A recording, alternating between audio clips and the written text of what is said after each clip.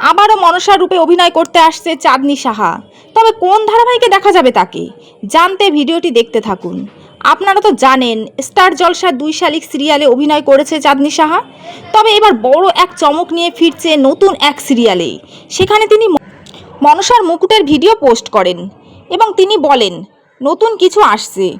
এছাড়া তিনি আরও বলেছিলেন যখন তিনি প্রথম মনসার অভিনয় করেছিলেন সেই ধারাবাহিকটি তার কেরিয়ারে খুবই গুরুত্বপূর্ণ ছিল।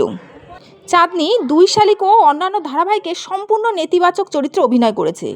তবে এবার এই ধারাবাহিকের পৌরাণিক চরিত্রে অভিনয় করতে তার নাকি বেশ ভালো লেগেছে।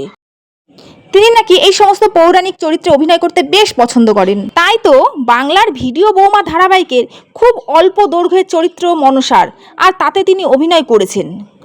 এই মুহূর্তে ভিডিও বৌমা ধারাবাহিকে দেখানো হচ্ছে আকাশ এবং মাটির অষ্টমঙ্গলা ও জামাই ষষ্ঠীর জন্য মাটির গ্রামে গিয়েছে। সেখানে আয়োজন করা হয়েছে এক পুজোর, গ্রামের পুজো। তবে মাটি যে কোনো সমস্যায় নিজেকে মাথা নত করাতে নারাজ।